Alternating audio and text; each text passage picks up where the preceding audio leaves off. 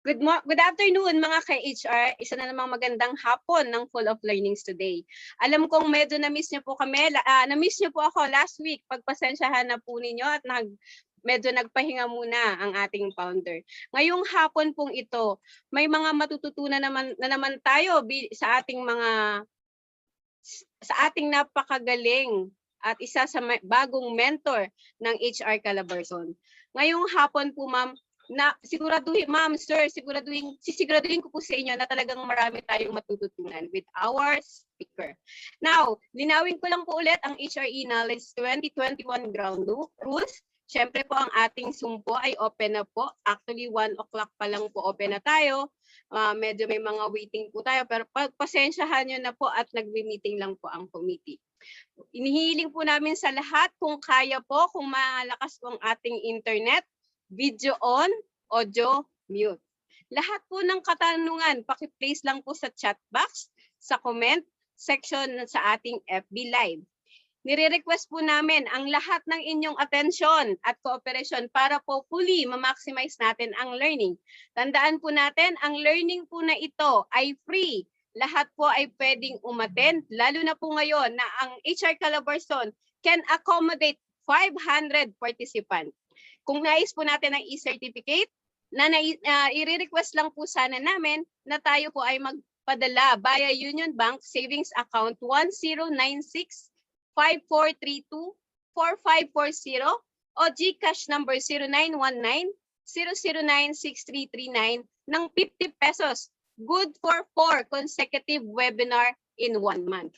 Ano nga ba ang HR Calabarzon? Ang HR Calabarzon ay nabuo o isang grupo na nag-provide po ng virtual at hoping face-to-face learning sa mga HR practitioner at sa mga nagnanais na maging HR at ka-HR ng mga taga-HR Calabarzon. Take note po, ang HR Calabarzon po ay hindi exclusive para sa ating mga ka-HR sa Cavite, Laguna, Batangas, Rizal, and Quezon. Sa ngayon po ay marami na po tayong mga kasama, mga ka-HR na nagmula sa Baguio, Ilocos, Camarines Sur, Bicol, marami pa pong lugar. Meron din po sa NCR at meron din po tayo sa ibang bansa.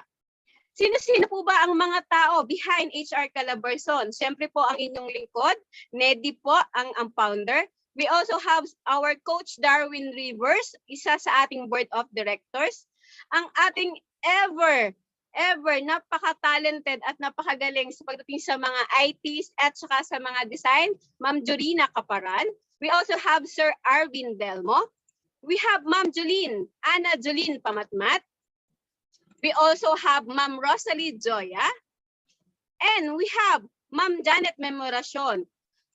Now po, dahil nga po hapon ng learning ngayon, tawagin po natin ang ating main host, ang na-miss ng HR Calabarzon, ang ever-talented, Ma'am Jorina Caparal. Hi, Ma'am Jorin. Hi! Hello po mga ka-HR Calabarzon. Maraming salamat po ulit at sa pag-a-attend nyo. Marami akong nakikita dito, mga familiar names as well. And I'm very happy na patuloy pa rin po ang inyong pagko-consume ng knowledge and pag-continuously improve ng inyong mga sarili.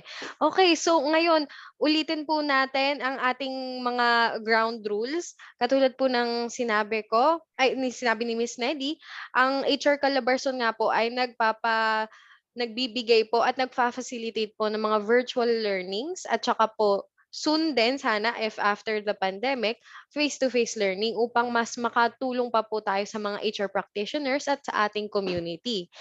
Ngayon po, bakit nga po ba natin kailangan magbayad ng 50 pesos? Ito pong 50 pesos po na ito, kahit po kami po ay isang non-profit organization, kinakailangan po namin ng 50 pesos na ito upang masustain po ang aming Zoom account, upang mas marami pa po kaming ma-reach, at saka po, pwede pa po kami mag-sponsor ng mga iba pa pong mga learning sessions para po sa ating HR community. So, pag nagbayad na po kayo ng 50 pesos, makakakuha po kayo ng 4 na e-certificate at 4 na learning session po yun. So, sulit na sulit po talaga para po sa value na nakukuha nyo at saka sa knowledge na makukuha nyo every week. Usually po every Saturday po kami naglalabas ng aming mga e-learning sessions at marami pa pong parating. So, ayun po. Looking forward po na makasama pa po kayo sa pagpatuloy po nating mga sessions. Ma'am Zurina, today we will be having another speaker, another mentor na magtuturo sa atin. Can you please introduce our speaker para hindi na mainip ang ating mga viewers? Ayan, of course, syempre ang ating magiging topic for today is restructuring and diversification for business continuity. Ito is mainly focused on risk management at para dun po sa mga businesses na nawalan po ng generated income, probably dahil sa pandemic. Isa po yun sa magiging focuses nun. And ngayon po ang ating speaker is a very great speaker. She is very experience in this industry, in the HR industry, as well as in risk management. Siya po ang tinatawag po nating mentor ng isa po sa ating mga co-members, which is si Miss Ja Memoracion. Now, Miss Nissa has more than 17 solid years of experience in the human resources field, management, organizational development, and administration gained from business process outsourcing, which is medical transcription, manufacturing, electrical and trading companies, and also placement and staffing firms, retail and distribution, manufacturing, and clinic research companies, and now with also a legitimate contracting company. She oversees and provides overall strategic directions, operational leadership, and human resource expertise to the business units, departments, ensuring that these are all aligned and in support to the company's business plans and objectives with the goal of achieving targeted results. So ngayon, si Miss Nisa po has more than 10 years solid experience as well in operations. So not only in human resources, but we also get to have a really great speaker who has 10 years of solid experience in operations as well. Yeah, so she was also simultaneously doing human resource management, organizational development, and administration for the recent two companies. So she also has a lot of experience in the field of sales and marketing, gained from a multinational company, and wow, and less than 3 solid years of experience in the field of customer service. So marami po talaga siyang experience in a lot of different industries and companies and a lot of different fields in business. She is also adept in both newly set up and established companies. So startup companies and yung tenured na po talaga na companies. Currently, she is the Vice President and Chief Operating Officer of Chantilly Nutriment Corp and the General Manager of Grow White Staffing Services. I introduce you Miss Nissa Trinidad.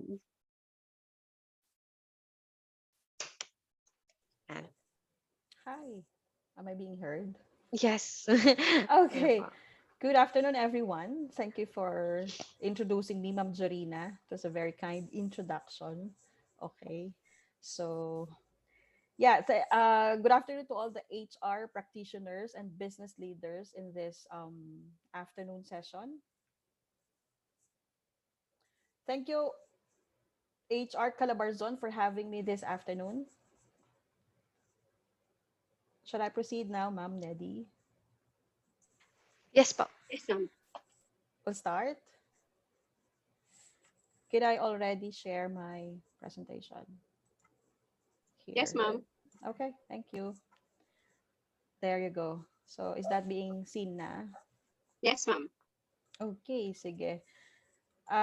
Again, thank you, HR Calabarzon, no, for um, having me this afternoon. I am honored and privileged to be part of your learning activity. And I would like to commend, again, I was saying earlier kanina, no, I commend your passion, your commitment, and of course, the appetite of the ones attending this session on a Saturday, no, and learn from, people like us in the HR and or even with the business leaders, no, because these people could have just spend their time, no, doing other things, no, or rest today. But yeah, thank you for your time. So I hope that I will be an instrument in the learning session today and be able to give justice to the topic. All right, sige. All right, so please allow me to give a little background lang of our company and how I could correlate it to the assigned topic, which is restructuring and diversification for business continuity. Huwag masyado kayong ma-overwhelm no, doon sa title. But yeah, I'll be sharing with you. Actually, this is a totoo namang nangyari sa amin. All right? Okay. Okay. So, our company, it's Grovit Staffing Services, was actually established in January 2014. Medyo bata pa kami, no? And since then, we hold our office in STI Holding Center in Ayala Avenue, Makati. I think some of our HR people here or attendees here also holds office in Makati. Yeah, so we are accredited by the Department of Labor and Employment. So initially, of course, we were under the Department Order 18-A, right? And when it got expired, we have been qualified for the Department Order 174, which we are now using and is valid until November 25 of 2021. So renewal of that is actually every 2 years na. All right.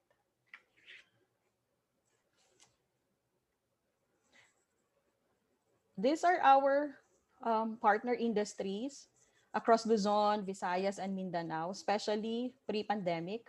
So as you can see, we have a wide range of client or principal and even our deployed employees under either probationary or regular employment, no, who perform our contracted services.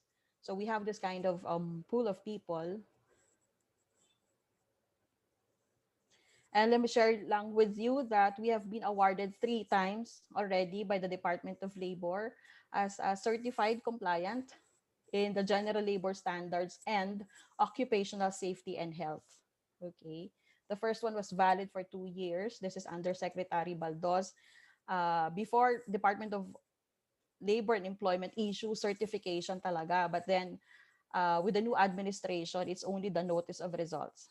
So we were able to acquire these certificates on a voluntary and involuntary visit or audit of the Department of Labor.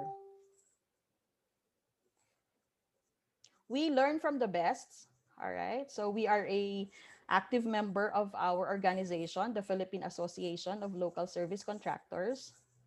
So this is where, the legitimate contractors are actually members of. And then the ECOP, or the Employers Confederation of the Philippines, and of course the People Management Association of the Philippines, or PMAP. We learn from them, and of course we get from them, no, are the latest rulings of our government. All right. Um, Pre-pandemic, our business was actually focused in the job or service contracting with the partner industries that I have, mentioned or shown earlier. And we would, get commendation from them and even from our deployed employees, and because they're quite happy with how we take care of them. We would sometimes even get inquiries from our client or from the principals if we could accommodate transfers, no, of employees to our company, but we never did that. We never accommodated any transferee because we respect the market competition, and of course we were just, focused in doing our own business.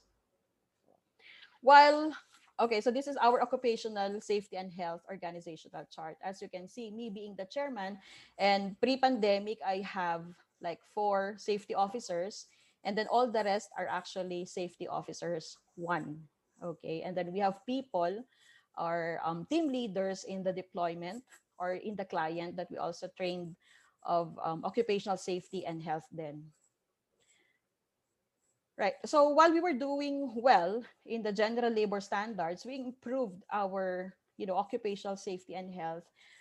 Again, to fully comply, if you remember, we have this Department Order 198, which was effective in December 2018. And then these people, or the safety officers, we have you know, it required them to actually acquire further knowledge or further training in the field of occupational safety and health. Okay, even the people who we deploy in the different clients are also required, or we have made them actually capable of performing the duties and responsibilities of safety officer. Pre-pandemic, we would go to our clients to conduct training on the occupational safety and health because we would like everyone to be aligned with the health and standards that, of course, our Department of Labor and Employment is actually requiring us to. Our business over the years had reached to at least, um, sorry, I'm ahead of my slide, reached to more than 600% growth. However, in just a snap of a finger, no, it nosedive to 75%, leaving us with less than what 24% of the remaining business, especially in April 2020. I assume that everybody could relate to what happened to us in March, April, May, those times in 2020 that was really hard. And then it was at that time that we received, guys, if you can remember, there were a lot of labor advisories that we got from our DOLE, no, which needed additional compliance, dissemination, alignment, and implementation to both our employees and um, client principals.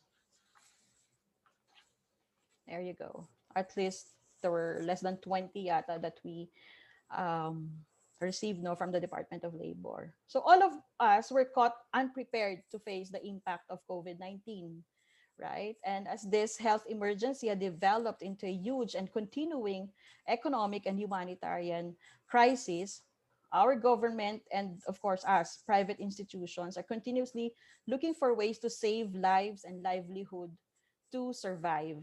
And we have adopted strategies to continue our operations at varying scales. During the lockdown, sabi nga, our country had the most, the longest lockdown of COVID at the time. And after which, diba, we experienced different quarantine classifications. And I suppose many are still adapting different strategies to survive with the hope that our respective businesses will recover and bounce back.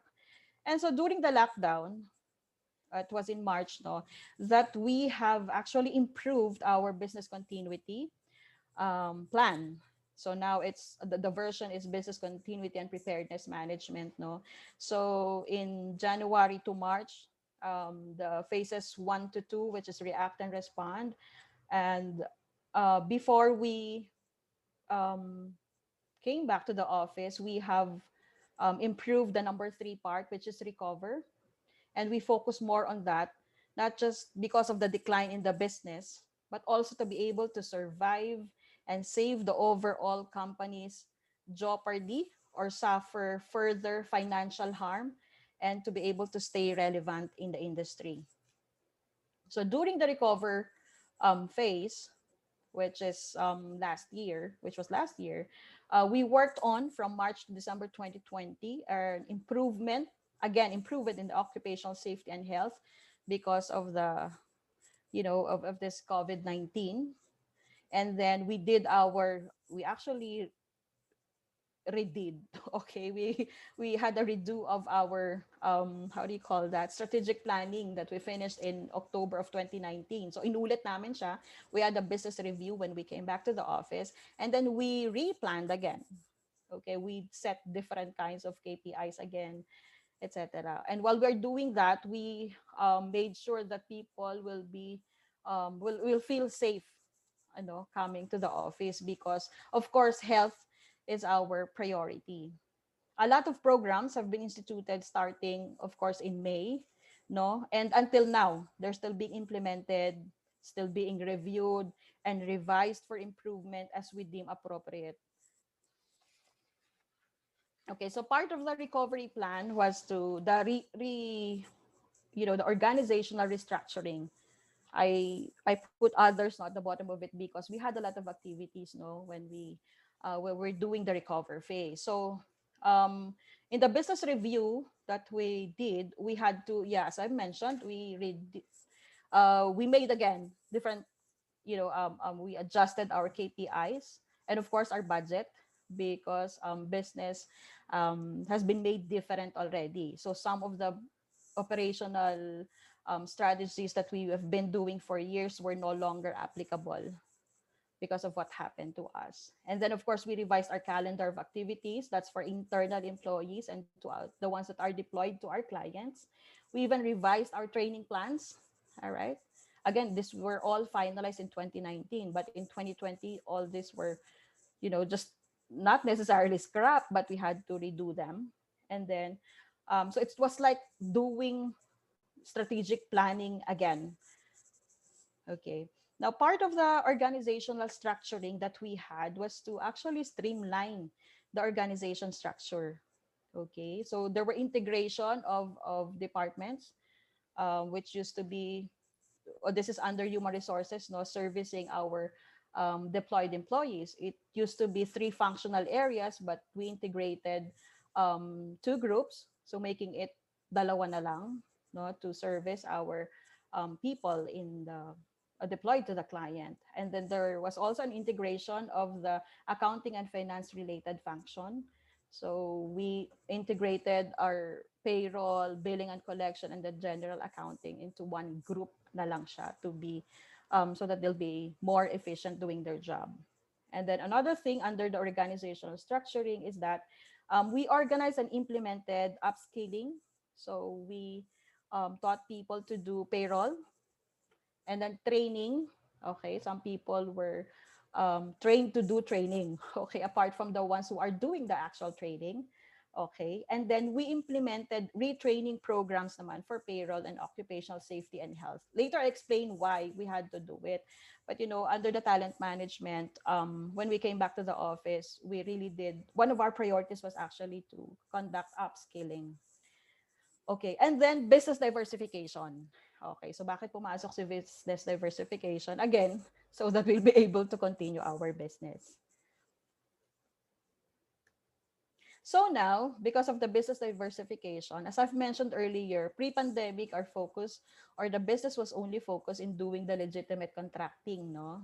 So, because we're certified by our Department of Labor. Now, because of the restructuring and the business diversification that we had to do to stay relevant in the industry, is we're now offering payroll outsourcing. Okay, so why did we offer, or why are we now offering payroll outsourcing? Well, we're practically been doing payroll since the company was established for thousands of people to our clients. And so we decided to, establish or put an additional business line, since this is one of our expertise. So that's a business, part of the business diversification. And of course, occupational safety and health. Okay, so now we are offering services for OSH, or occupational safety and health.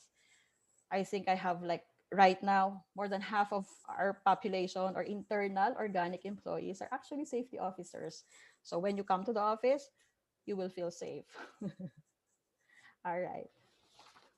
So kanina, I have a different organization chart, no, for our OSH. So this is now the improved one. So we have now safety officer 3, and then there are more people now under the safety officers 2, and then mga safety officers 1 na tong mga iba pa. Okay. Going back to the slides kanina that I put others, no, under the our recovery phase. Of course, when we came back to the office, we had to redo a lot of things. A lot of documentations have to be printed. There are reports that we have to submit to the Department of Labor. Of course, may mga compliance audit kami that we have to prepare and submit again. And part of that was also relaxing some, or putting some flexibility in some of our HR policies. Okay, especially in the attendance, punctuality, etc. Okay, the recover phase, by the way, did not include downsizing of organic employees, but we had to implement some cost-cutting measures in a way we do the operations pre-pandemic. And of course, we had to implement then some skeleton workforce schedule, while we are continuously observing the safety protocols on COVID-19. We also had increased budget allocation on the safety and health due to the pandemic that we are still experiencing. So the recover phase helped us better organize ourselves in 2020 and now. Together as a team, we worked on a recover phase with all the details we determined. And well, of course, expectedly, there were some hiccups no, as we went along. Nevertheless, we continued and concluded all the planned activities. What we are continuously doing now is a continuous training and improvement in the occupational safety and health and payroll, because they are now part of the services that we offer to our clients.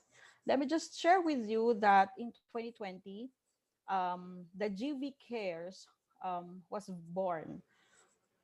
Okay, what do I mean by GV Cares? Well, this is a part of our marketing and sales strategy naman, no? So we use the Facebook platform to actually, advertise ourselves, our services, and be able to cater to the deployed employees naman to, add a little or some knowledge. I'll just share the video and hope you'll be able to hear and see it.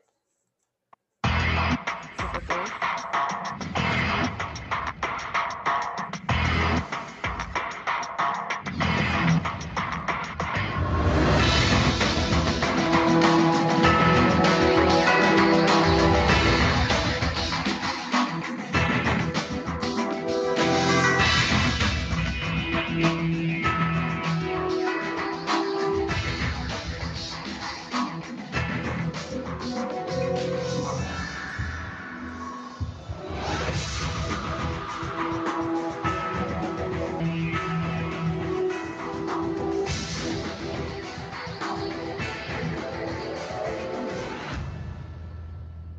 All right. I have another presentation. Um, this is actually my team.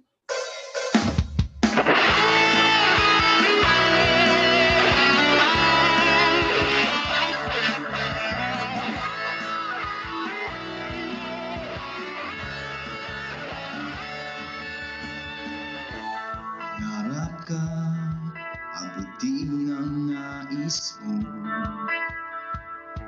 Lumaban ka, harapin ang hamon ng mundo. Gumising ka, bagong umaga'y naghihintay. Huwag kang bibitaw, huwag kang bibitaw. Pag-asa'y darating, huwag kang pahuhuli. Kaming kasama mo ngayon. Pangarap makakamit, huwag kang madadaig. Kaming kasama mo ngayon. Sa Grove Staffing Services.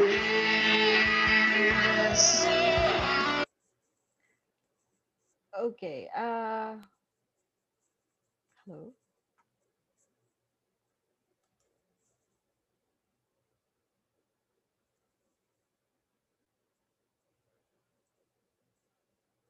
I don't think I can share my other slide, no, but actually I'm done. So thank you for listening.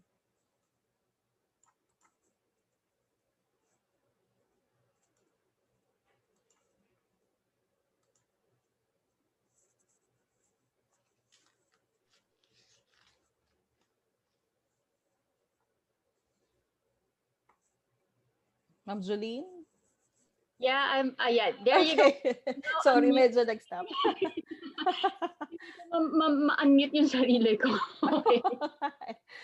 Sorry.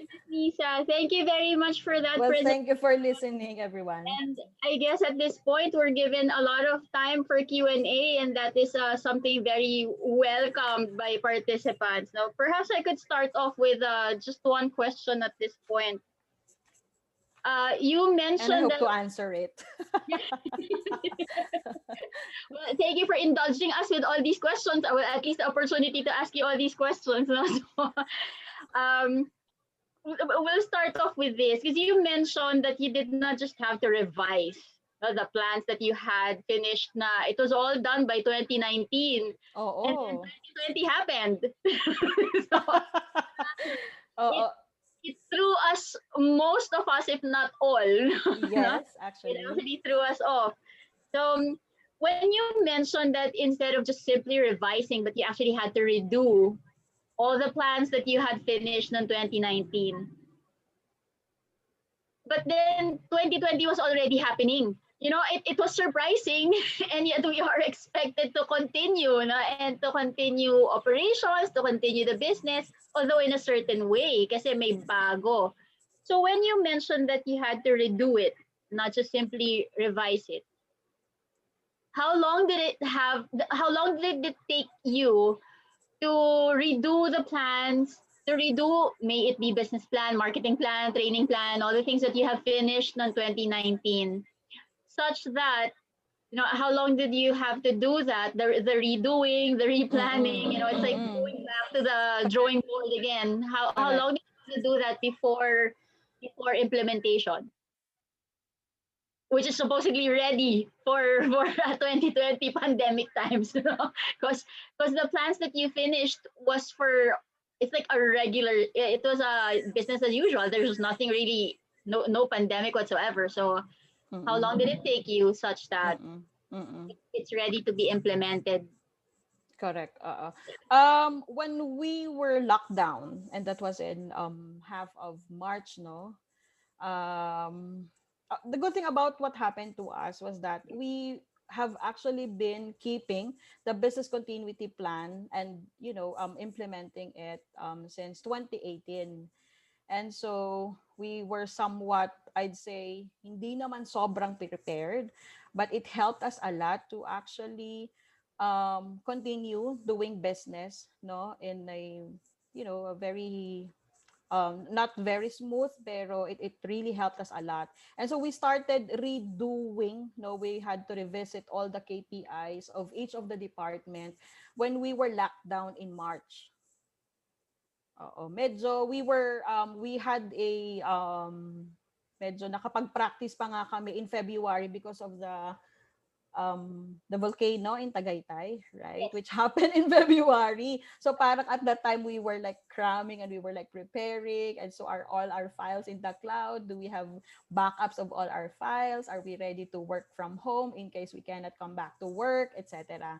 And so the earlier kanina I showed you the four phases, no, of the improved business continuity plan. And so the phase 3, which is the recover, we started doing that in March. So Yeah. before so in March, of course, when we were locked down, we did not stop meeting each one another, etc. And so, when we were working from home, we started doing now, or revisiting our the strategies that we are supposed to implement in 2020, no. And so I would say 2 months. Okay. So two it was months around 2 months. Yeah. So it, so by the time March, April, May, so by the time it was May, because you started at around March and it took you around 2 months, let's say. Mm-mm. But given that you had, and I think this is one of the things that a lot of businesses, especially perhaps the SMEs, no, kasi definitely Correct. the big corporations, they have a continuity plan. They have Yes. business continuity plans. There's even departments that handle those business continuity. Correct. Correct. Correct. There's It's very really a specific important. department that handles that.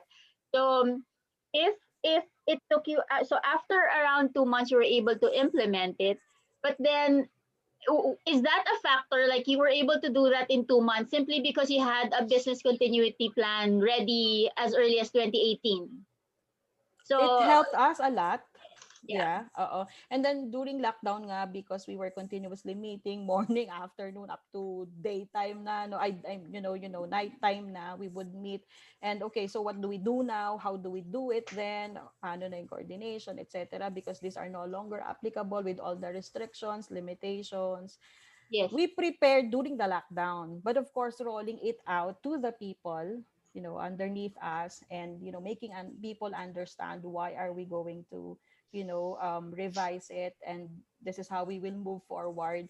That would be additional less than a month. Okay, so Of course, we have to so you align had to, everybody. yeah, so you had to plan all over again, and that took you around 2 months to, you know, Mm-mm. it's like planning. You normally do planning the year before the year, Correct. months before Yes. the year. But you Normally 3 to 4 months, no? Yeah, exactly. But And then 2020 happened, and you had to plan in 2 months' time and be able to make your people ready for implementation within correct, another ma'am. month. And so it Uh-uh. took you around Uh-uh. 3 months before that can really be effectively rolled out, or it Yes, could ma'am. be effectively Uh-uh. implemented. Uh-uh. So Uh-uh. Uh, perhaps, yeah, since as I mentioned a while ago, a lot of our small businesses or SMEs are not really into business continuity plans. No, I encourage everyone to please do one, mm, okay? exactly. And so, Sobrang and so importante niya, especially for exactly. the businesses that are doing service. Oo, Yes. alam natin yung lahat, no? Totoo po yun, no? Kasi business continuity plans are not necessarily for big corporations because, and it's not only It's for to prepare for everyone. a pandemic because a crisis can happen, fires, if That's company very reputation, there's something happened, there's something that would happen to your reputation. So any problem or crisis can arise. And so a business continuity plan is definitely something that will serve the company best if you have one in place. correct, Now, Ma'am with Jolene. that Let me said, then, yeah, yes, sige po. let, let, Go ahead, let ma'am. me just tell everyone lang, no? And I'll be very honest, no? Syempre, yung business continuity plan namin did not include pandemic. We did not know that it's gonna mhm, happen. So, we prepared for the different kinds of disaster, mm, sickness, fire, etc., no? Pero, syempre, pandemic, we mhm. did not know about it until it happened, di Oo. ba? Oo. And so, really, the 2 months preparation or redoing the strategies again, ma'am, actually focused Mm, more on that eh. As I was saying nga kanina, our priority really muna for the whole thing that happened was actually safety of the people.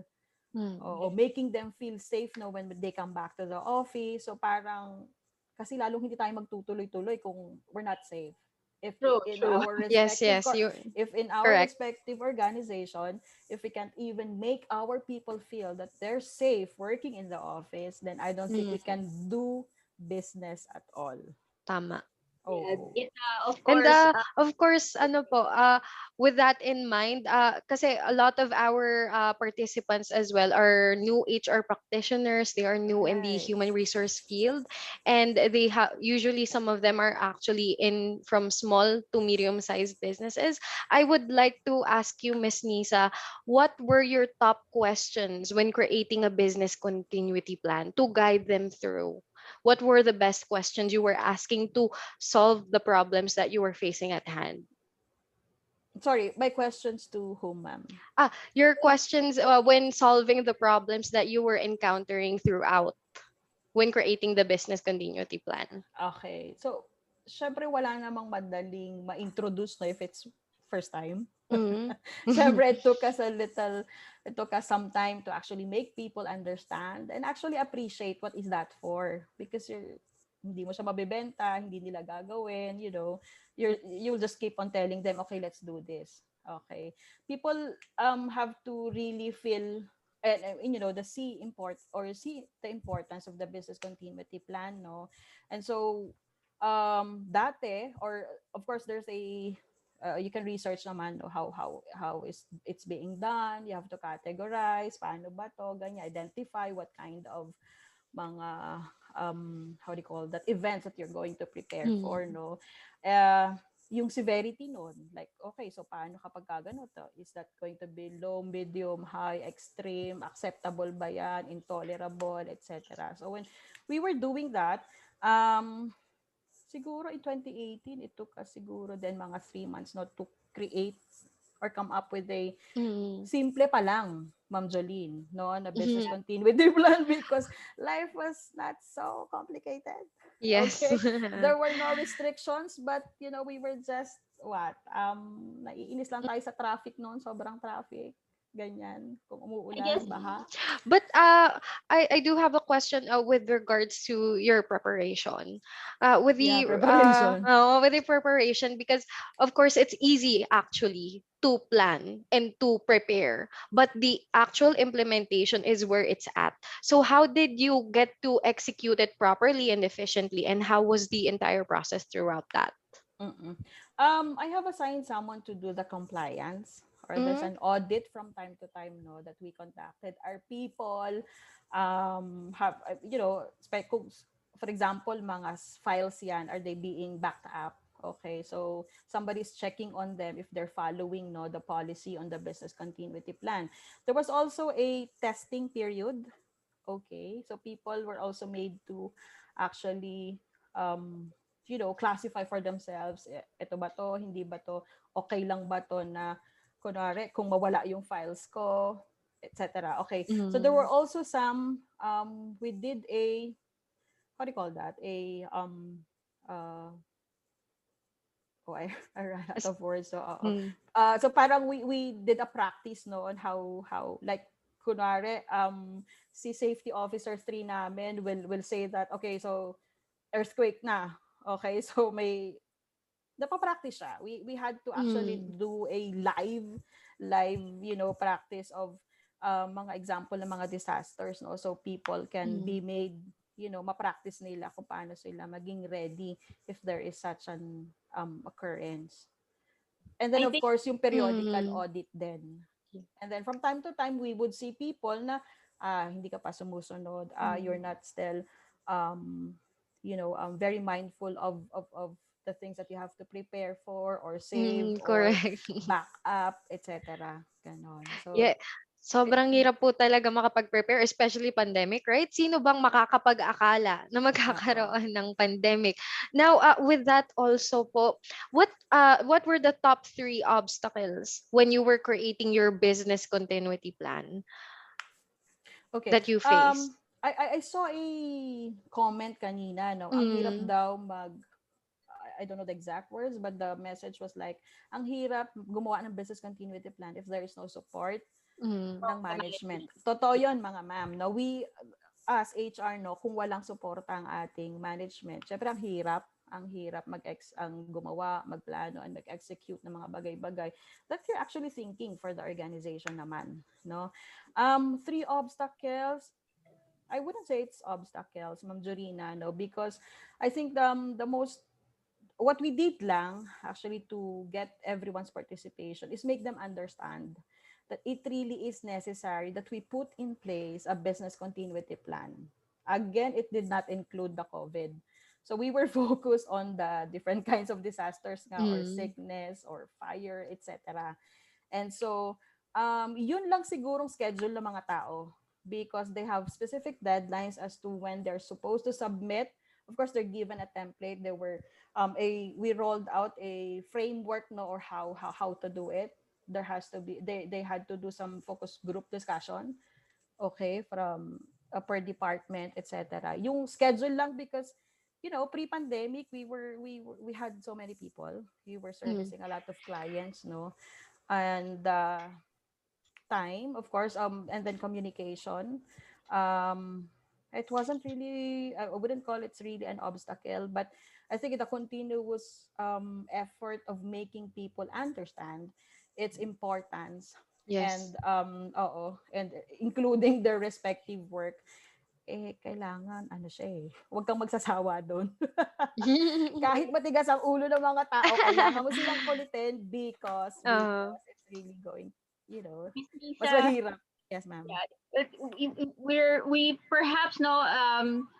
I know Jarina asked about, okay, what obstacles did you have to, or at least three obstacles, or what were the questions perhaps that you asked yourselves, not in the company, how you're going to deal with that pandemic and having to redo your plans. But of course, if we're going to have, most of our participants are new, no, or You. if not Okay. new, um, there some are students.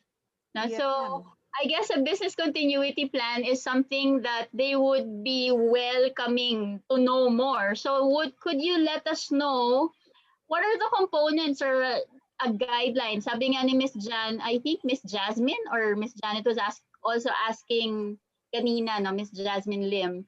And that is actually one of the things we'd like to ask you. What are the guidelines? What are the components or items that you have to have in a business continuity plan, such that, of course, if you have that, at least the basic perhaps, then you would know what to implement and you would know what to, you could at least be able to identify beforehand certain obstacles. If you do have the basic structure or framework for Sure. a business continuity. Can I share that, you know, can you please excuse me for a moment? Okay po. Diba? This is quite Mm. exciting for a lot of people. Mhm. You know, Especially since the topic is so relevant.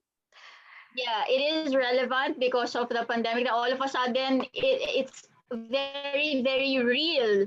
No, parang sinasabi nga the struggle is real because a crisis is so magnified in front of us na hindi naman lahat kasi ng kumpanya nasusunugan, hindi naman lahat ng kumpanya na lilindol or mga ganyan, no. So but this time this crisis is faced by everyone, and so it became more real for everyone. So I guess Mm. that's what a business continuity plan is much more relevant at this point because everybody is now undergoing a crisis. Yes, an economic crisis as well. Not only the pandemic, but an Actually, economic crisis. No, oo, different sorry type ha. of I had to like, actually get my battery. Nakita ko Ah, wala na pala. okay, okay. Oo, oo, so pasensya I na. guess Pag Miss live talaga Nissa, maraming technical Mm. ano eh. Okay, so you were saying about framework or guide ba yeah, yan? framework or Well, guideline. I can show our initial, this was the original, ma'am, again, pre-pandemic, wala ngang COVID. So Yes, this was yes. what we did, no, earlier. Pero daw, okay, when we did the revision of the business continuity plan, ma'am, there's a separate manual for the COVID management.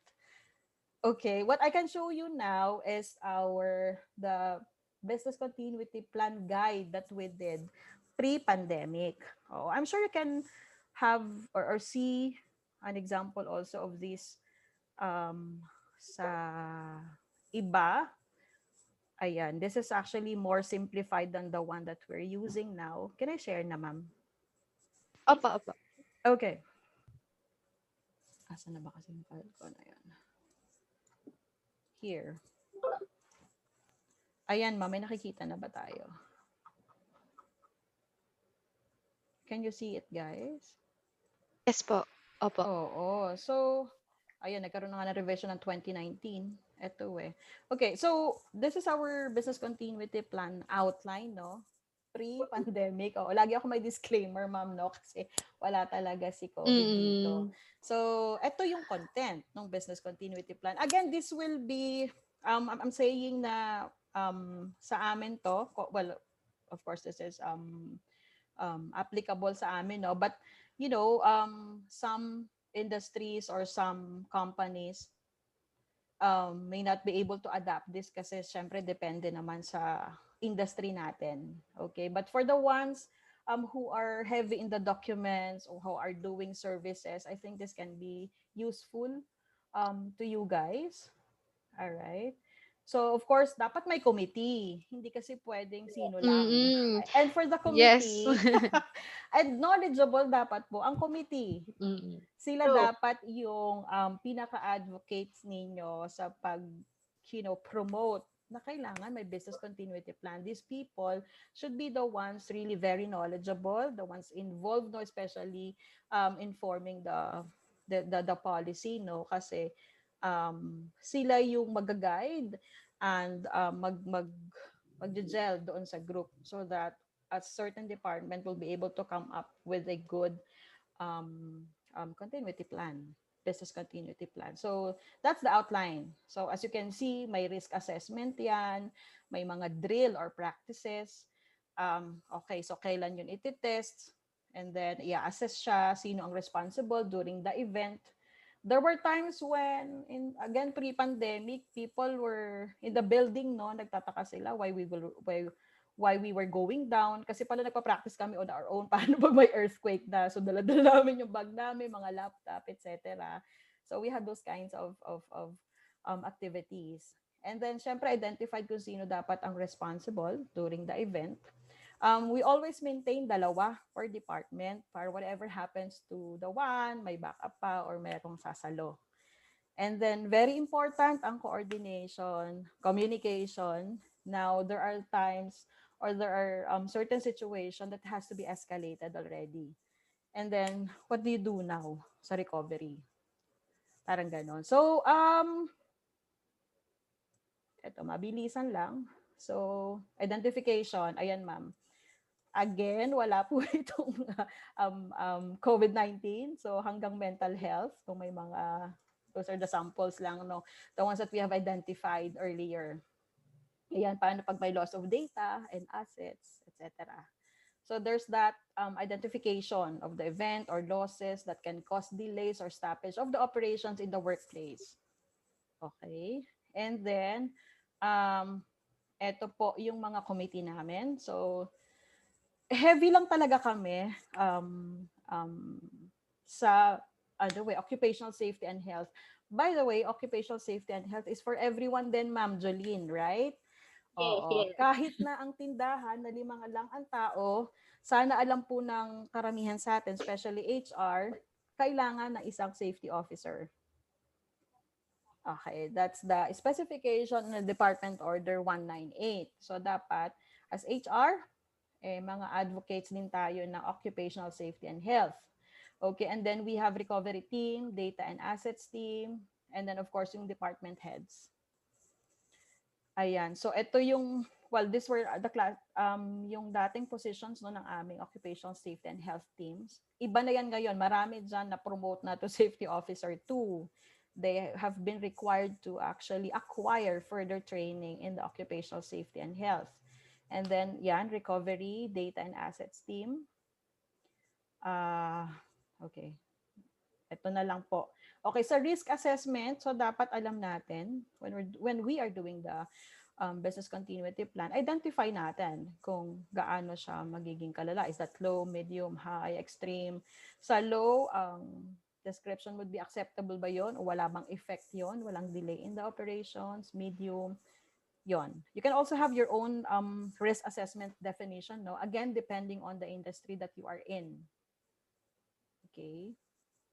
And then, eto, so in case of fire or disaster like a fire, ano yung mga magiging action plan ninyo? Kung low lang, hindi naman ganun ang effect. Paano kung medium na o high na or extreme na pala yung fire? Ayun. So mga ganyan pong mga ano. And then what do you do? Mga specifications, no, ng inyong business continuity plan. Ganun din sa earthquake.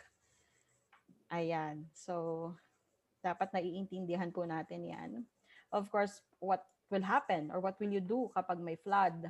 Okay, sabi nga ng mga tao, how do we get flooded? We're at the 8th floor. Tama naman. Tama naman, di ba? Oo. Pero kasi, paano yung dadaanan natin? Okay, so when do we call it na parang, okay, nobody goes to work now because we're gonna drown, parang ganon. So, syempre may mga ganong eksena, no? So, Yeah, it required a lot of discussions. It required a lot of brainstorming to come up with one. Kaya I encourage you all to actually come up with one, guys. Because, sabi nga nila, tomorrow is not promised na nga daw. So, hindi paghandaan natin, diba? Okay, so paano kung may explosion? Paano pag may terrorism? Ayan, so kailangan na identify natin siya. And sickness, etc. Ayan mo. So that's an example. I can share probably or send the framework of this to everyone so that they can have a, you know, And yes po, that would be very guideline. helpful. Ayun. Sige, Isa, ma'am. we would like to acknowledge, I think one of our participants, I think you know him, Mr. Dave Flores. he actually shared a framework by which, at least in the BPO, this is the framework there. He says it. Number 1 is risk assessment. Number 2 is escalation path. Number 3, adaptability. 4 review, and 5 recovery. So that is quite an Dave Flores. yes. Mhm. Hi. He's in our audience, so he's one of our participants for this afternoon. So I Yes, guess Ma'am Julie, yes po. since we have many time pa po, why hindi natin i-invite ang ating mga participant to join or to ask something, lalo na sa mga kagaya nating HR practitioner na nagdaan talaga sa panahon ng pandemic. Ano-ano nga ba ang ginawa natin bilang mga HR para magtuloy-tuloy ang ating company? Tama ba, Ma'am Zurina? I think Yes po, mas maganda po ganun para direct po ang communication and you can, the speaker may be able to guide our participants. Yes. Yes, So, Mm. sasagot po, ko yun. baka po pwede open tayo ng Ayan, okay. Unmute audio po para natin. po Teka. makapag-question po tayo. Si Sir Dave, sabi ni Sir Dave, Miss Ayan. Nissa is my mentor when I'm still part of Grow Inc. Wow. O, diba? Hi, Dave. I think Actually, si Dave po was one of our, ano din naman, A player. Oo. We were doing, at that time, ano nga ulit, Dave? Di ba, nagkabiso na edad tuloy. Anong tawag dyan? Headhunting. Oo. He's really a very good, ano. so since Miss Neddy opened the floor, I guess for us to be able to um, give yung due spotlight, no, or due the floor to whoever would like to ask a question, siguro para ma-manage natin yung participation din ng ating mga audience. Oo. Baka Ma'am Jolene, ano din, they would like to also share, no? Yes. Oo. So, para po Siyempre, ganon, mas may siguro magagaling dito eh. Mm. I sense that a lot of people here are also experienced in doing one, restructuring, diversification, continuity. Alam din nila yan. So, join us. yeah, I guess para Ayan. sabay magsasalita, pwede po bang mag-raise ng hand muna para alam Yes. natin. Opo, so for example, ganito lang po yung itsura ng pagre-raise ng hand, katulad po ng ganito. Gagawin ko po sa akin, ganyan po, makikita nyo po dun sa top left corner po ng aking screen once po kayo po ay magre-raise ng hand. And then i-unmute po namin kayo so that you can be able to converse and speak your thoughts with this webinar. Yan, okay po? Ayan po, ready na po ang ating mga speaker at ang board of directors to answer all your questions, especially pagdating po sa kung ano nga ba ang ginawa nating mga ka-HR para magtuloy-tuloy ang ating business. Yan. Uy, mukhang nahihiya ang ating mga ka-HR. Ma'am Rose, do you have any question in mind na pwede nating pag-usapan para po ang ating mga ka-HR ay mainganyong magtanong sa ating speaker? Thank you, Miss Neddy. Actually, we're listening kanina kay Miss Nissa. So, I understood malaki talagang factor ang business continuity plan. So, but i-ask ko lang kay ma'am. Ay, ma'am. Okay, ano po yung most challenging part na inuna nyo? Or I'm not sure kung talagang inuna, but ano yung most challenging na ginawa nyo to prepare for this business continuity plan? Most challenging, Ma'am. Opo, ma'am. Oo. Well, kanina I mentioned about, making people understand or make them appreciate, what is that for? Why are we going to do it? At the time kasi parang kung maganda yung sitwasyon and you're not experiencing anything that, hampers your operations except for the usual ones, no? Wala ka talaga appreciation eh. But then again, yun na nga, I think naging helpful na maparealize sa kanila na there will always be an incident that is out of our control. And if that happens, are we sure that we are prepared, to face the situation or to be able to continue doing the operations? Okay. It required, again, a lot of, communicating it to the people, no? Kung paano siya maintindihan at ano ang importansya nun. Again, Mhm. hindi siya naging, okay, pag naglabas ka ba ng memo ngayon, if you make an announcement of such, is that going to be easily understood? Siyempre, hindi. Oo, there was series of communication per department. Ang dapat nga unahin, syempre, yung mga department heads. Kasi kung walang buy-in din sa department head, so paano yung paggawa nito or even up to the implementation. So, of course, we have to prioritize educating or making the department heads understand why is it why it is necessary to put one in place. Mhm. So, wala naman kaming struggle like in terms of, asking approval from the management. I siguro I am just in the position to um in a fortunate or blessed position to actually, you know, establish, create one or a policy na sa level ko okay na. No, my boss is really very supportive. Whatever it is that, will do good for the organization. Wala akong problema doon kay boss. And so, if, kasi kanina, I remember nga mentioning the participants, comment, mahirap nga naman daw gumawa noon kung walang support.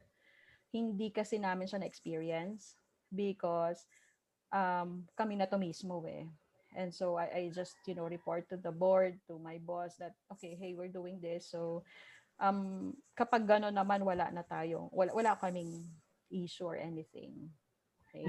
Of course, the HR people or the ones who were reporting under me, the human resources, kailangan talaga magpa-partner sa leader, si HR. So, ang role natin, mga HR, is not just to do the SSS, the PhilHealth Pag-ibig, the recruitment, the ganyan. Hindi kasi yun yung role lang natin.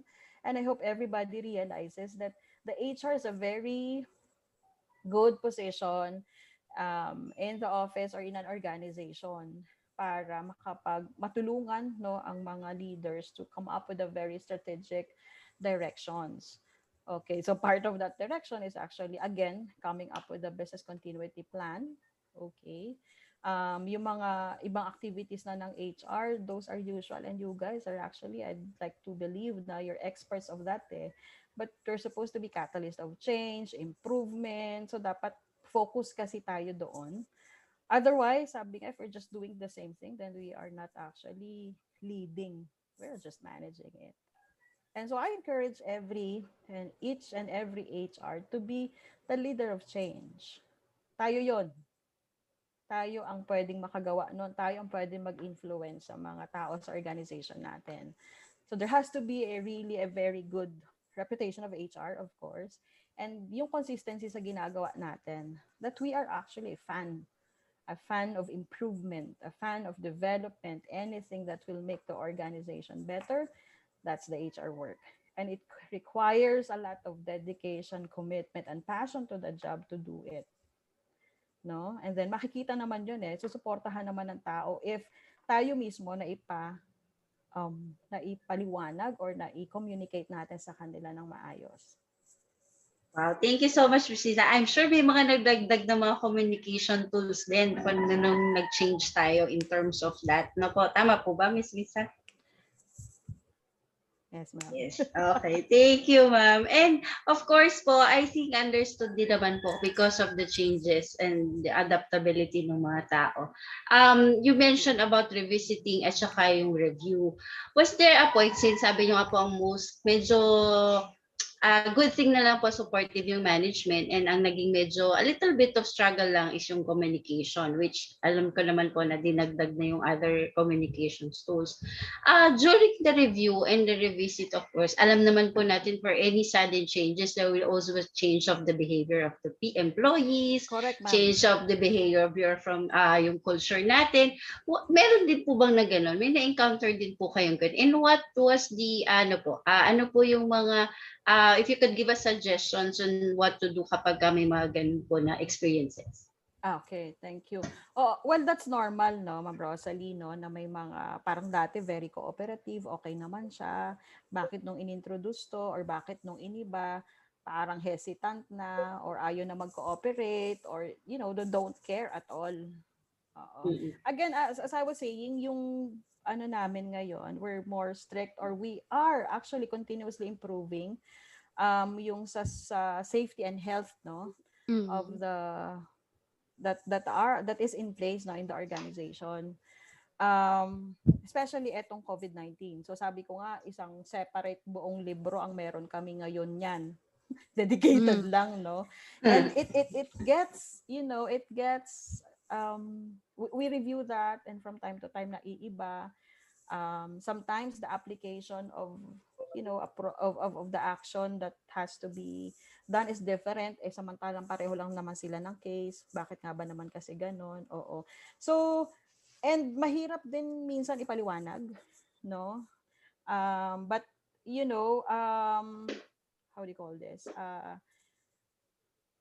May mga different reaction, definite yan, ma'am. That's a very normal reaction of people, no? What do we do with that? We try to actually make the person understand. We reach out to the one who is not, who's not necessarily deviating, but actually asking why. So it is really very important that you keep, your key people with you. Like the case of etong COVID-19 management namin, we have I have a very good, solid team in of safety officers, no. They have there's a team that's separately doing oh, now I forgot the term that they use, no? Kasi parang dati isang magkakasama sila. Now, what if may mga symptoms na ganito? So, they're actually splitted into two groups, focusing on the support to the person if in case one gets infected, or even to our deployed employee, and the other one is like monitoring and coordinating with the government or the local government units. Okay, so it's important that you have a good people with you, or people who are actually Mm. with you, no? Who are able to fully understand and live by the policies. Kasi kung hindi, syempre hindi ko naman kaya yon. Mm. Maybe I'm just, Ah. blessed to be working with people who have the same mindset. Oo. Mm. So yung influence lang din kasi, and their efforts, I actually commend their efforts, their dedication and consistency Mm. in the implementation of this program. By the way, we also had our crisis, no? Opo. Itong year na to, despite our strict implementation na nung aming safety and health, no? So hindi namin inasahan na magkakaroon kami dito sa office ng infection, and there were a lot of Mm. us who got infected, and Mm. so parang we had to go home and quarantine ourselves, coordinate with different LGU. So we experienced those. It was a good thing that we were able to do crisis management during at this time, because people were made ready to do what in case when. Okay, so it's Mm. always necessary to actually prepare for something you are not seeing happening. So you have to Yes. anticipate. You have to plan in advance. Mm. Correct. Sabi nga ng Oo. boss ko, dapat laging may backup plan. Ayun. Mm. May plan B ka, ma'am. Dapat Ah. yung plan B mo, may plan A siya, point 1, may point 2, may ganon. Oo. Mm. Correct. Agree, Ma'am Oo. Lisa. It's it requires consistent communication. Again, people have to be flexible and, very adaptive to or mag-adjust. Kasi nga, Mm. paano kung yung kahapon na nangyari, hindi na applicable yung action ngayon because, Opo. things were made a Now, little with that po, Miss Nisa, since you were mentioning na people about the people, yes, human resources is all about the people.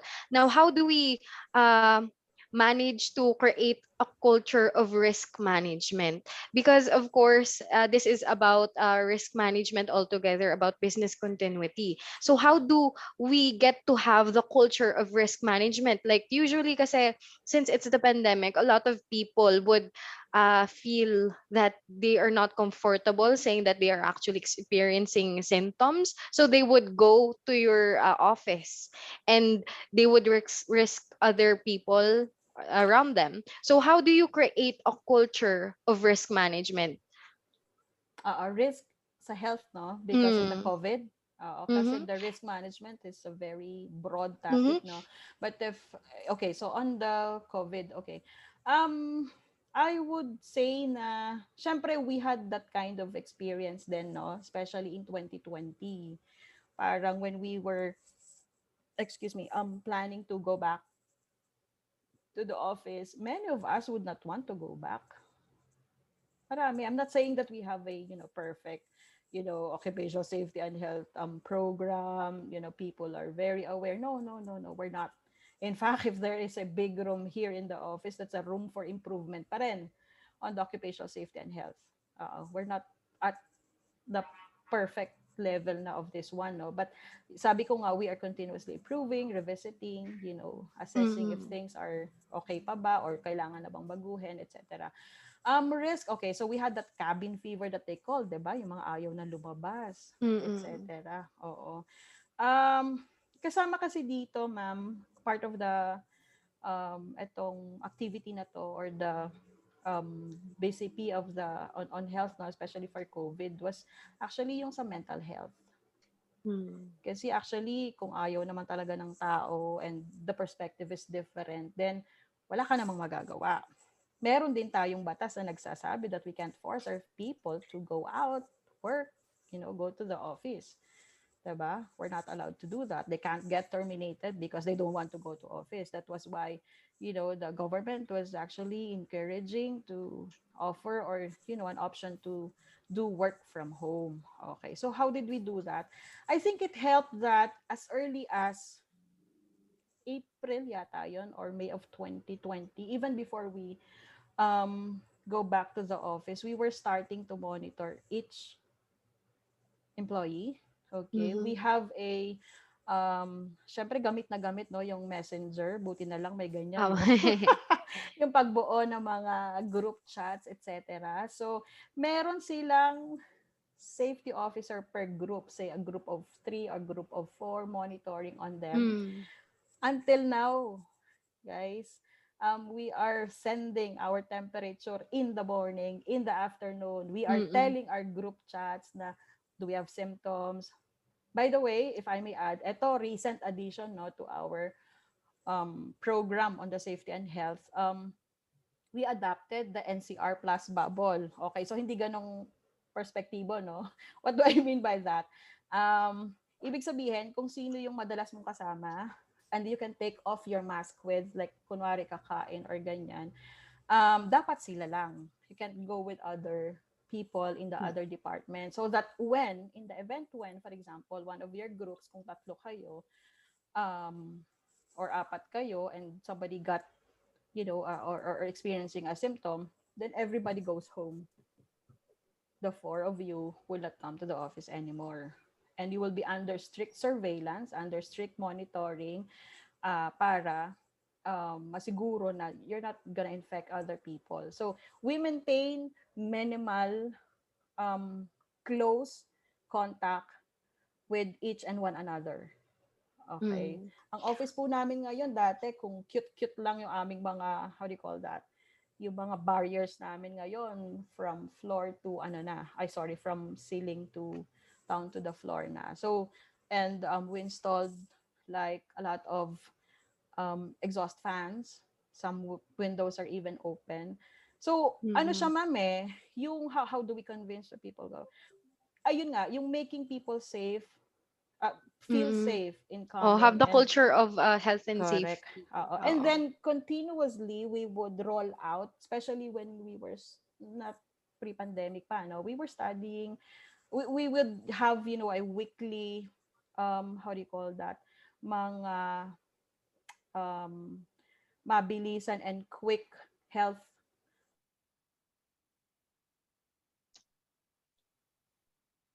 nasa office kami, naka-Zoom.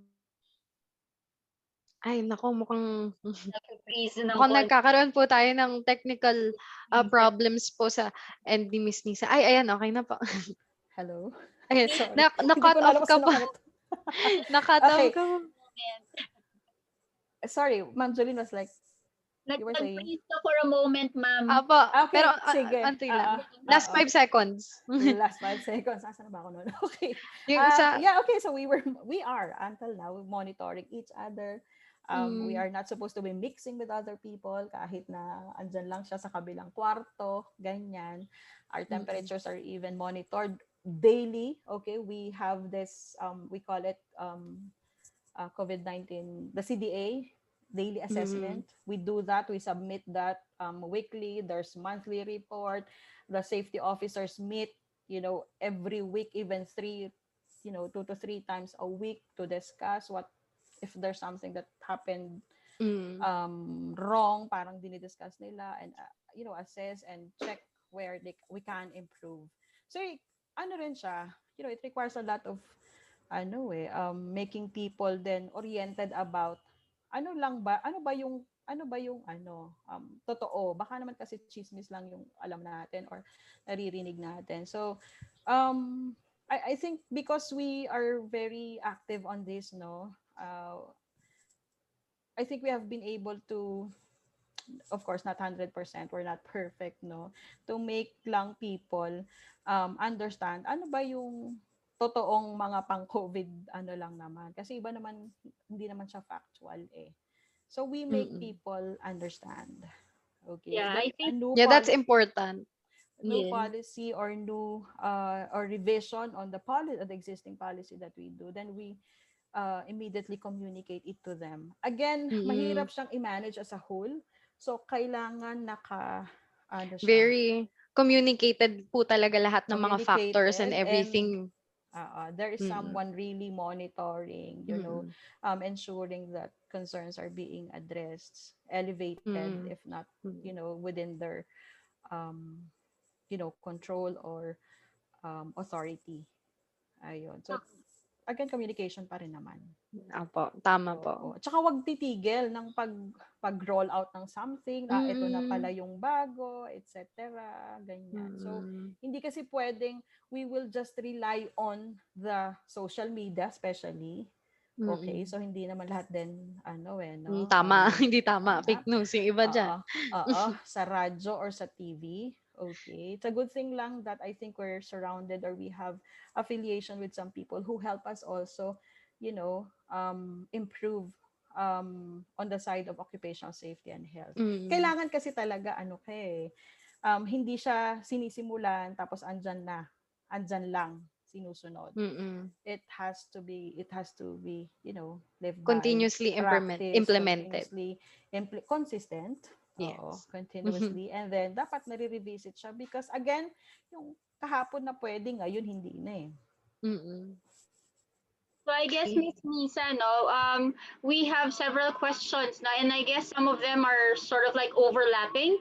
And just like what you mentioned kanina, ang pinaka-importante is communication, consistency, and all that. So one of the questions is about a playbook. So do you already have a playbook?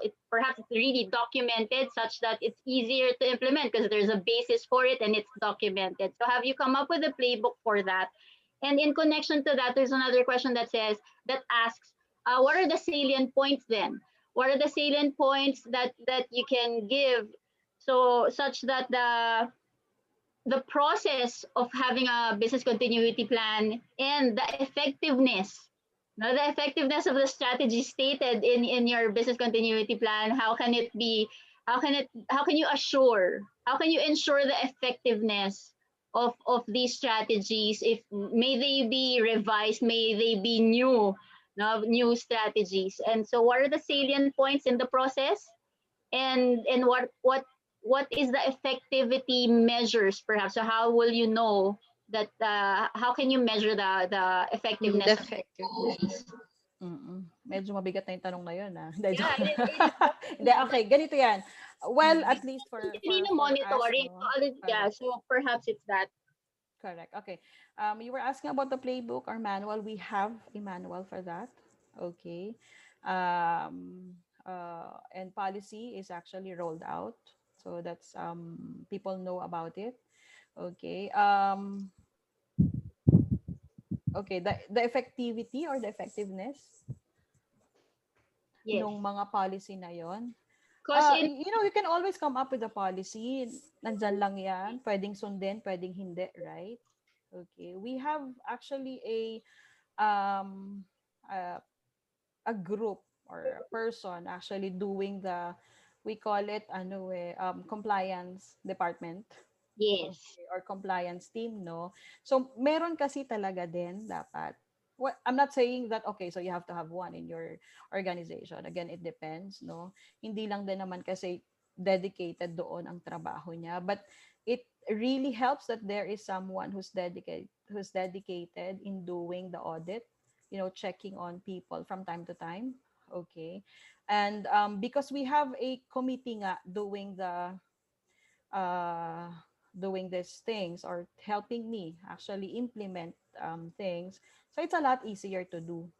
So you really have to have with you sets of people who are actually um, who will be how do you call that? Who will help you ensure that there is consistency in the compliance. Kasi pwede naman ngang may policy, pero wala namang compliance. So what is that? yes. That's nothing. It's just a written material, Okay. published or wala, andyan lang siya. It's like a book that's not being read. Okay. So, meron talagang magche-check, ma'am. Meron talagang, somebody is looking or monitoring the compliance.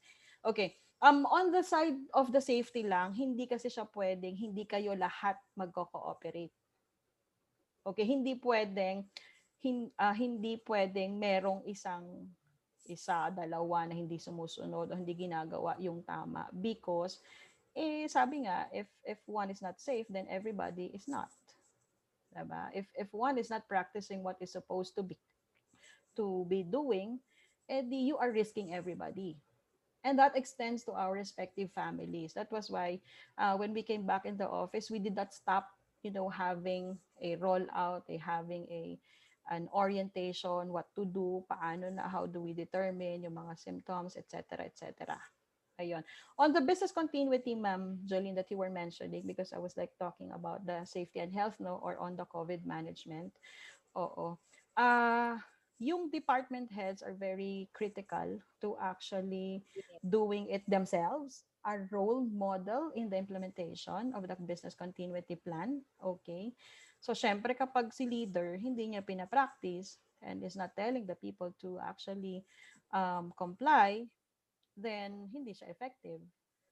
Okay, so department heads are responsible for taking care of their people's compliance. Okay. Number two, kailangan may mga drill din dito. So, kailangan, from time to time, i-surprise nyo sila o make a surprise drill that, okay, so something is happening. So, what do we do? Okay. So, kahit nasa CR ka pa, dapat alam mo na kapag people will have to evacuate. So, do you know what to bring? Okay. From time to time, we have our kanya-kanyang safety kit. All Yeah. right. It's a bag with the alcohol, with even our sanitary napkin, even with the water, may food. Well, na-check nga ako one time na expired na pala yung nandun. Even a bottle of water. So, dapat yon bit-bit mo siya. Kasi what if something happens, tapos maipit ka at the 7th floor, pagbaba mo. So, at least, yung survival kit, sorry, that's survival kit pala ang tawag doon. Okay, Yeah. so, kahit yon dala mo. O cellphone, kahit magsi-CR ka, dali mo yung telepono mo kasi baka mamaya abutan ka sa CR so that we can call you if something happens. So, yung ganun, ma'am, kailangan may exercise. Kailangan may nag-audit. Kailangan i-revisit. Applicable pa ba siya? O baka nakalimutan na siya? Kasi nga, wala ko, focus lang tayo sa COVID. Hindi ganun. What if later on mag-earthquake? So are you sure that you have your files with you? Are your working data updated? Okay, is it saved in the clouds? Or may backup ka ba? Etc. So those are the things. Hindi naman, I'm not saying that, we're expert on this, ready. Hindi rin naman. But, some of it are actually very practical to do. It just, requires, number one, full understanding. What's that for? Why are we doing it? Number two, dapat may team alignment or responsible for the team, making sure that it's being complied with. Of course, I cannot check on them in each of them from time to time. So there is a group that actually conduct the audit. All right. So those kinds of things, wala kaming sikretong ginagawa bakit we're success. Hindi rin naman po. Hindi rin naman po. That is why from time to time we revisit it because uh, I don't think we have perfected it. I don't think we will ever perfect it. So it requires a consolidated collective efforts of everyone, Yeah, and making since sure it is that yes, ma'am. No, thank you for that. No, so to ensure the effectiveness, you mentioned na, may buy-in dapat yung mga managers and heads of department so they could be the extension of the policy or the ones that could actually make sure that it's being implemented well.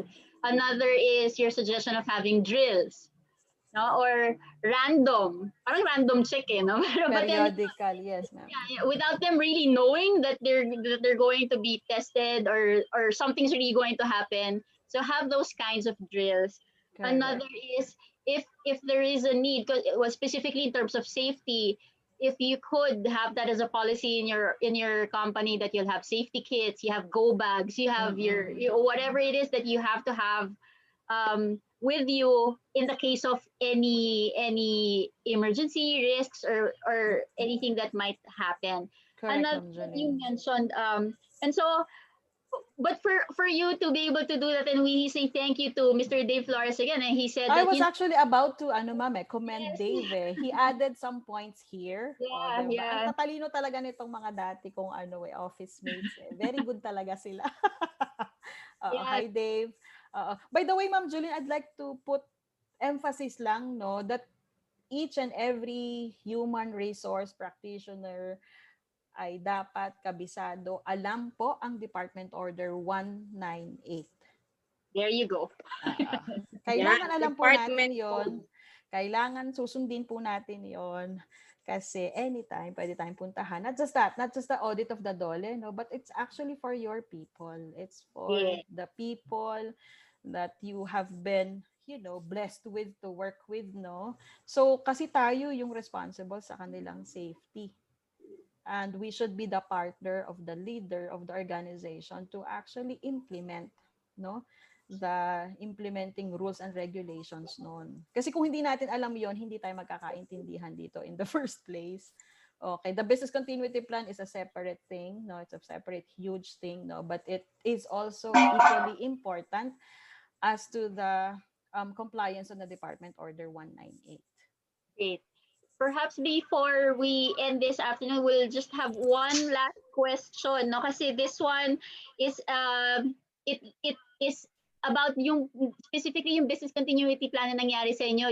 You had the payroll outsourcing. So one of our regulars, no, si Dr. Elton, he asked, I think it was him who asked na if you had a payroll outsourcing as a business continuity plan, one of the, for you to be able to continue business, for a lack of better term, I know it's not necessarily, but para siyang pivot, no? So nagkaroon kayo ng payroll outsourcing. He is asking, did you have to partner with a technology, with a tech company? Did you have to partner with anyone? Or may system na kayo talaga so that such that you were able to do that in your continuity plan? Ma'am Jolene, we before we started offering the payroll, we already have a payroll system. Okay, Yes. but in late 2019, we were actually transitioning to a system no na mas malaki, mas capable, mas maka-capture na no ng different payroll parameters that we have no because we have different clients. Iba-iba Yes. yan, may monthly, may daily, may etc. no. So while hindi pa siya kumbaga completely or lahat yon na i-maximize namin, but yes, we have a system. Okay, so you have a system na. Okay, We thank have you a for system. sharing that. The reason why it was part of the business, it's actually it's really part of our skills and expertise din naman anyway. It's not really a business diversification that's out of, what we know and what we have been doing. It's just that it is a separate thing, a separate service that we can offer, which we did not do pre-pandemic. So now we're offering that, including the occupational safety and health program, which by the way has different phases then, because see department order, I see the Dole pala, by the way, I don't know if everyone is aware, no, that they're actually offering free training naman on the occupational safety and health. But actually to come up with a very good program or of OSH in your respective organizations, hindi, it doesn't just require it doesn't, you don't just need a training on that. Ayun. So now it's part of our of the services that we offer. Yes, this afternoon, Ma'am Jolene, can while we still have Ma'am Nissa, I would like to Ma'am Jolene. Yan. Yes, Ma'am Jolene. We just say thank you. No, thank you for Miss Nissa. Thank you for indulging us with your time. No, with all these questions, and I hope that our participants have gained a lot of knowledge from you. And so, after which, some of our participants though would like to receive an e-certificate, although all our webinars are free. But for the ones who would like to receive an e-certificate, please, if you have if you have sent your 50 pesos either through Union Bank or through GCash, please expect your e-certificate after 7 working days or before Saturday, on or before Saturday. So kung yung mga e-certificates nyo po na umattend po today, sa susunod pong Sabado, that's when you could expect your e-certificate. Now, for the ones na para hindi po bumabalik para i-correct yung spelling ng pangalan, please make sure that when you fill up, na nasa chat po natin yan, nasa chat po na andun po yung link. So you could give us the accurate information such as your name, your proof of payment, no? Yun pong yung mga kailangan po na information na accurate po, doon nyo po ilagay. You go to the chat so that you could go to Yeah. okay, so please Yes po, Yes. sorry. I just would want to correct po the earlier one. So 7 working days po, meaning Monday, Tuesday, Wednesday, Thursday, Friday. So the latest we would be giving the e-certificates to allow for more corrections and to really sift through the attendance logs is Tuesday for the next week. Okay? Okay, so not necessarily this Saturday, but Yes. Tuesday thereafter. Mm. So kasi po ang 7 days, hindi po kasama ang Saturday, Sunday doon. So, Apa. okay, so of course, this webinars, thank you again, Miss Nissa. And as much as we are so grateful to our speaker, we would also like to say thank you to our sponsors, for the ones who have made this webinars possible. So we say thank you to St. Peter's Life Plan. If you do need that, of course, it's not just a need, it's a way for you to show your love and affection and care for the family that you're going to leave. So please contact Miss Neddy Estrella. It's flashed there on the screen. We also would like to say thank you to Caparal Appliances and Furniture. So if you'd like to, if you're around the area of Cavite or kahit hindi, no, if you would like to have your customized furniture, then you could check out Caparal Appliances and Furniture. So we would also like, of course, to say thank you to Grupo Vino if you'd like to get your medical supplies. So you have your antiseptics, your disinfectants, please get in touch with Grupo Vino Incorporated. We'd like to say thank you also to Bricks Power Incorporated Consultancy Management Services.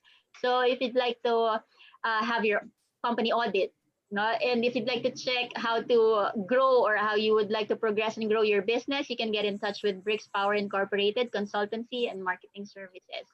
And as the name is stated, Sabon Factory, thank you very much. If you'd like any cleaning chemicals for your household and industrial needs, please get in touch with Sabon Factory. And we'd like to also say thank you to Jirina's Home Depot for your appliances and furniture needs. So that's a store. There's that in Facebook. We'd like to say thank you also for Confetti Corner if you'd have any fashion needs. No? And so if you're a kind of fashionista, you could get in touch with them. And if you would like to have some degree of clarity, if you would like to move into something new or do something different, and you'd like some have a push so you could get your results, you can get in touch with me through soulsidekick.coach@gmail.com or anajolinpamatmat@gmail.com. So that's please get in touch with me. It's on FB. So we are very grateful for all our sponsors for this Saturday's webinar and for the webinars thereafter every Saturday at 2 o'clock in the afternoon. So for all of you who have joined us this afternoon, we're very, very grateful for your presence. You know how weekends are. Alam natin that you'd rather do something else on the weekend perhaps, but you preferred to gain learning for today. So thank you very much for gaining that knowledge through our Saturday webinars. And of course, to show our appreciation to our speaker, Ms. Nissa Trinidad, we'd like to present this certificate of appreciation to Ms. Nissa Trinidad for sharing her invaluable knowledge and expertise as our resource speaker for the 27th HRE Knowledge entitled Restructuring and Diversification for Business Continuity. So Ms. Nissa, thank you very much. Thank you Thank very you, much. and you're very, very welcome. And so with that, we would like to say thank you. God bless.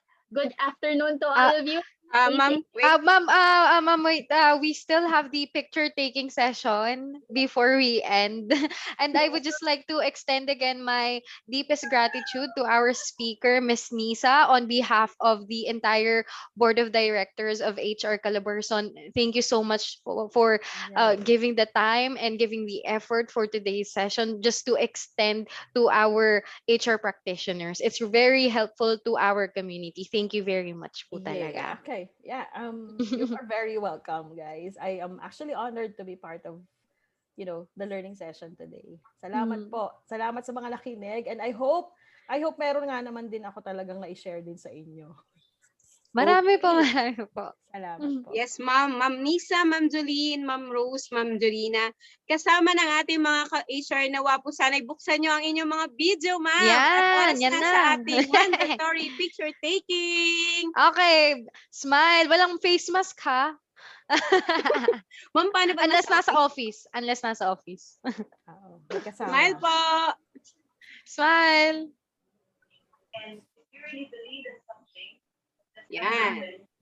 Yan, okay. Another slide. Isa pang slide. that was fun. If you guys are ever here, you should try it. If you guys ever see a well-wishing tree like this, Smile po. for you to do with your friends, your family. Yan.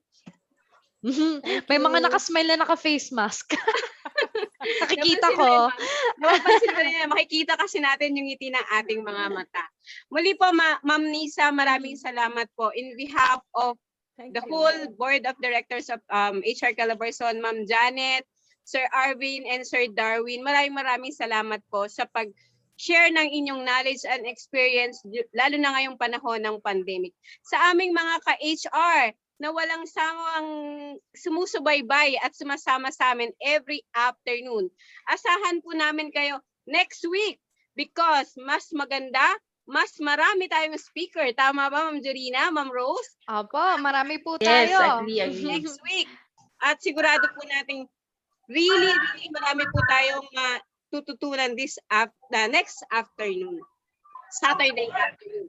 Ngayong hapon po, bago po matapos ang lahat, inaanyayahan po namin kayong manood kasama ang ating one of the board of directors sa HR Kwentuhan this 5 o'clock. Sana po ay makasama rin namin kayo ngayong hapon. Muli po, maraming salamat. Magandang hapon po. Sa inyo lahat. See you po mamayang 5 p.m. at bukas sa Philippine HR Cafe. Okay, see you po. Bye-bye. Thank you. Bye po. Thank you po. Bye-bye. Bye-bye, Sir Reggie. Bye-bye, Dr. Elton. Bye-bye, Sir Emmanuel. Bye-bye. Next session po ulit. Thank you. Sa mga Thank you. Dr. Elton. Bye-bye po.